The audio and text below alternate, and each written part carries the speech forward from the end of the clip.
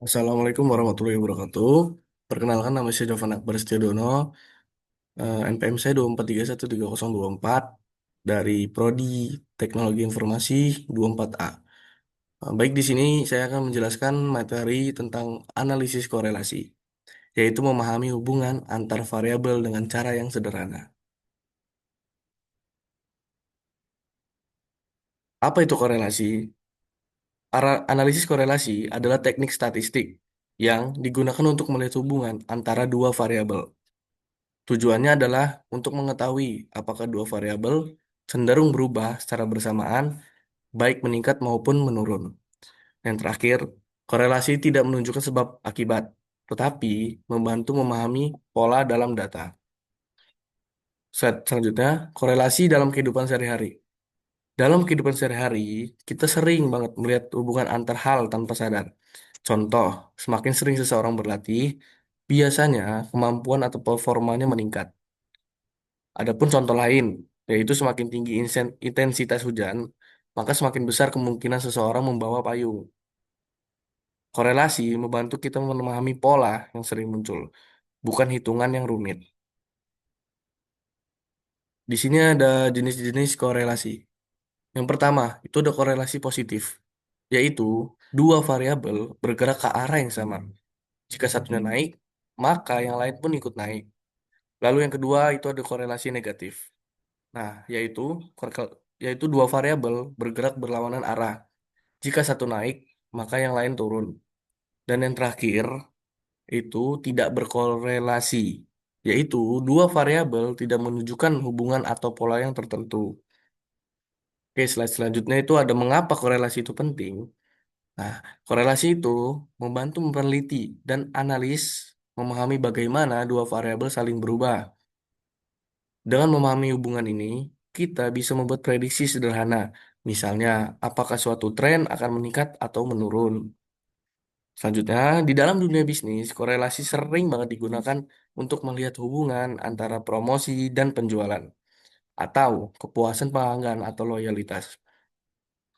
Yang terakhir, korelasi membantu dalam pengambilan keputusan yang lebih tepat berbasis data. Slide selanjutnya, korelasi versus sebab dan akibat. Penting untuk diingat bahwa korelasi tidak selalu berarti satu variabel menyebabkan variabel lain berubah. Kadang, dua hal bisa tampak berkorelasi karena ada faktor ketiga yang mempengaruhi keduanya. Contohnya, penjualan es krim dan jumlah orang ke pantai naik bersamaan. Bukan berarti es krim membuat orang ke pantai, tetapi cuaca panas mempengaruhi keduanya. Karena itu, korelasi itu hanya menunjukkan hubungan, bukan penyebab. Selanjutnya, ada penerapan korelasi dalam berbagai bidang.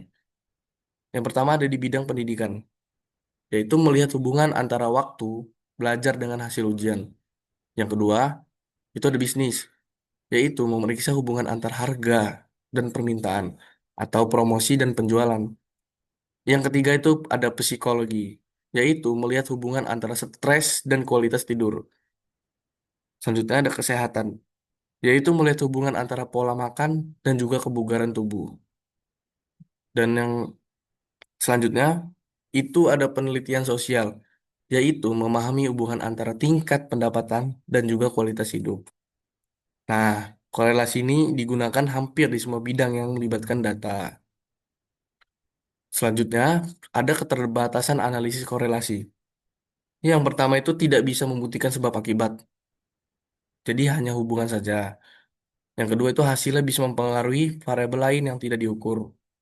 Yang ketiga itu tidak cocok untuk hubungan yang tidak linear atau sangat kompleks. Dan yang terakhir itu korelasi kuat, tidak selalu berarti hubungan itu benar atau logis. Bisa saja kebetulan tahu karena faktor yang dari luar. Selanjutnya itu penutup. Nah, di sini kesimpulan dari materi analisis korelasi itu ada empat. Yang pertama itu analisis korelasi.